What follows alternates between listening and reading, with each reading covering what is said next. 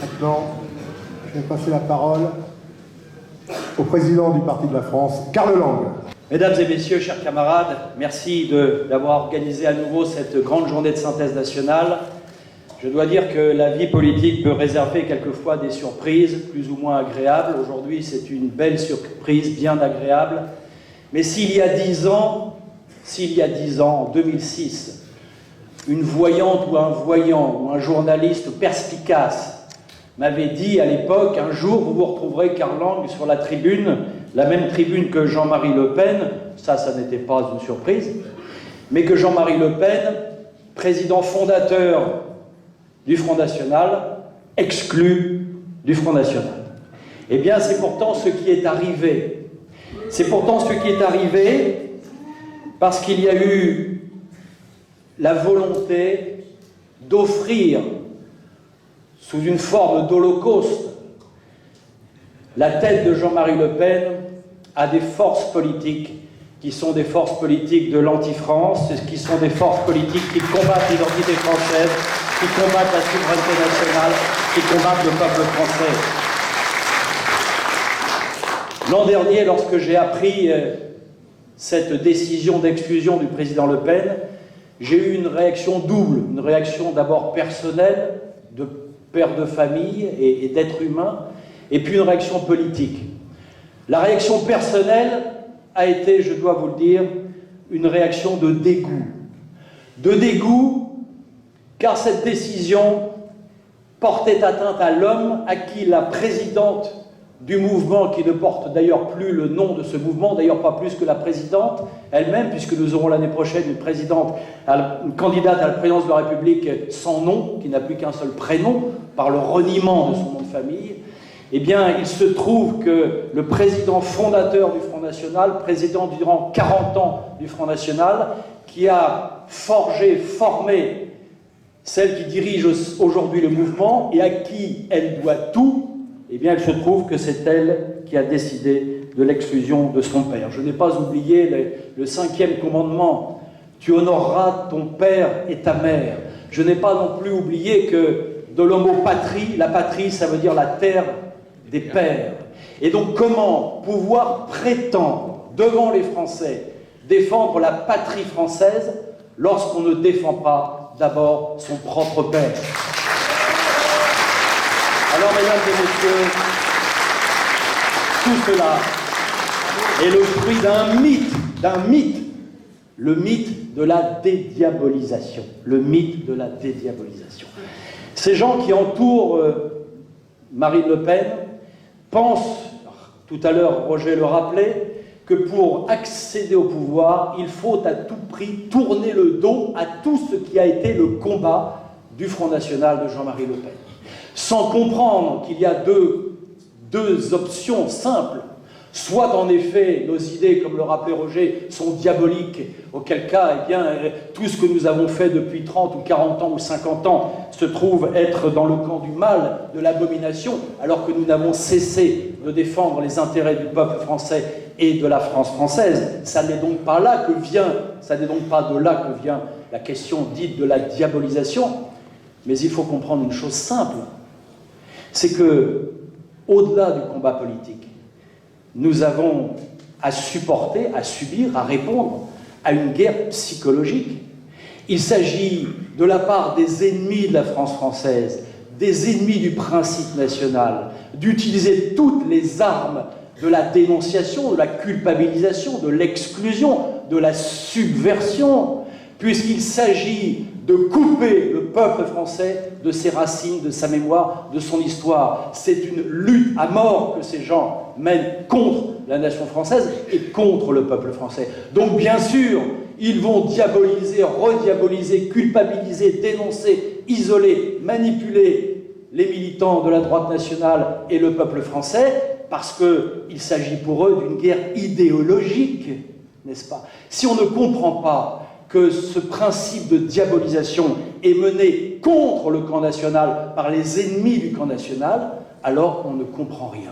Et nous connaissons depuis toujours les techniques de subversion révolutionnaire, discréditer le leader, diviser le mouvement, culpabiliser les militants, ridiculiser les thèses, isolé par un cordon dit républicain le courant national du reste de la communauté politique de notre pays. Alors, mesdames et messieurs, c'est de cela dont il s'agit. Et si on décide de s'engager sur le terrain dit de la dédiabolisation, eh bien on ira mécaniquement de reniement en reniement, de repentance en repentance, de reculade en reculade, et cela ne suffira jamais assez, puisqu'il faudra aller jusqu'à la négation même du principe national, qui est le principe combattu par ces gens-là. Et c'est ainsi que malheureusement, c'est la malédiction du courant national français. Nous assistons aujourd'hui, alors qu'il serait nécessaire pour la survie du peuple français que puisse se dresser un grand mouvement national puissant qui défende les idées nationales et qui s'oppose par le débat, la confrontation des idées à ceux qui sont les ennemis de la nation, eh bien aujourd'hui ceux qui parlent au nom du courant national ont décidé de tout brader, de tout renier, de tout abandonner. Mesdames et messieurs, les donneurs de leçons, ceux qui vous montrent du doigt, ceux qui vous désignent à la vindicte médiatique, qui sont-ils? Et qui sont-ils pour nous donner, nous, patriotes français, des leçons de morale? Au nom, paraît-il, des valeurs de la République.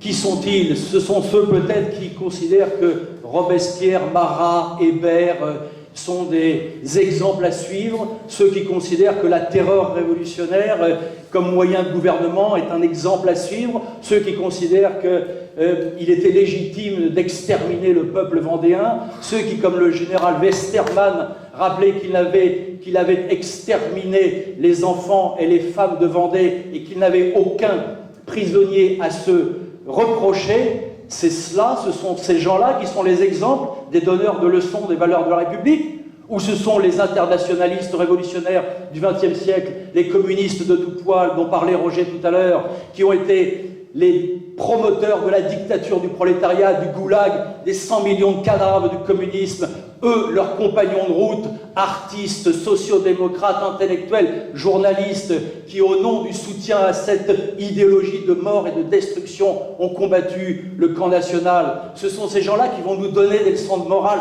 politique, ou bien sont ceux qui veulent nous imposer aujourd'hui, par l'invasion migratoire et l'islamisation forcée, les règles de main sociale de la charia? Ce sont ces gens-là qui vont nous donner, à nous, peuple français, des leçons de morale. Eh bien, mesdames et messieurs, cela n'est pas acceptable. Aujourd'hui, c'est un débat sur l'identité nationale. Ou l'identité. Eh bien, écoutez, pour moi, les choses sont claires.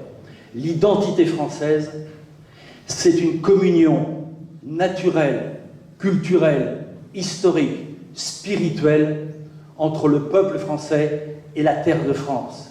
C'est un héritage, c'est une mémoire. Enfin, puisque nous devons relever le défi des mots, du combat, de la guerre politique et idéologique, eh bien vous entendrez de plus en plus parler de la nouvelle société. Maintenant, c'est la nouvelle société. Derrière la nouvelle société, il y a les nouveaux Français, il y a les nouveaux citoyens. Et les mots, par eux-mêmes, sont porteurs de leur discours antinational. Vous entendez de moins en moins parler du peuple français. On ne parle plus du peuple français, on parle de la population française. On ne parle plus de la France ou de la nation, on parle de la République. On ne parle plus de l'héritage chrétien de civilisation, de l'histoire de France, mais des réformes menées par Najat Vallaud-Belkacem. C'est cela dont il s'agit. Vous n'avez pas le droit de défendre la préférence nationale parce qu'on va vous inculquer de force la discrimination positive. On n'a pas le droit de se dire nationaliste français, parce que si vous êtes nationaliste français, vous êtes nazi, alors que si vous êtes nationaliste allergien, vous êtes un héros.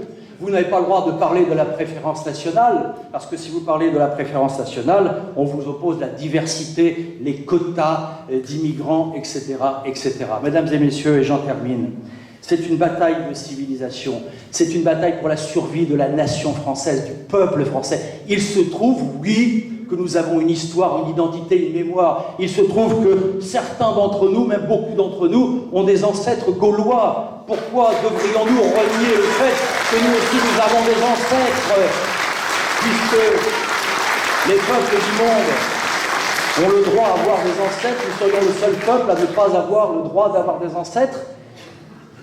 Mesdames et messieurs, il va falloir, et j'en termine, nous engager, si cela n'est pas déjà fait. Pour ceux qui sont à cette tribune, pour beaucoup d'entre vous, vous êtes des militants de la résistance nationale, de la cause du peuple français, au service de la France française.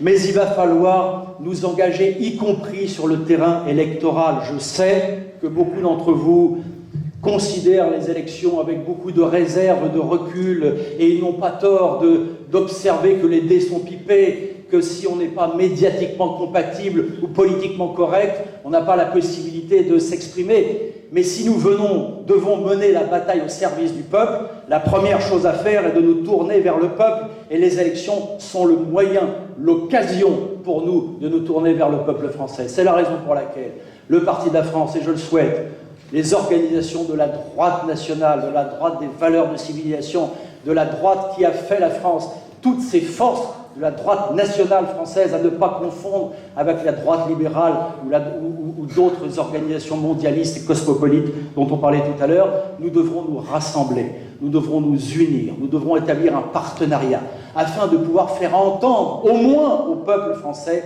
la voix de la vraie droite nationale. Moi, je ne crois pas qu'il faille faire un chèque en blanc à des gens qui, par imposture, vont se faire élire par nos électeurs alors qu'ils ne défendent pas nos idées. Je crois que le combat politique, c'est d'abord le combat des idées au service de la France française, au service du peuple français. Soyons debout et soyons fiers.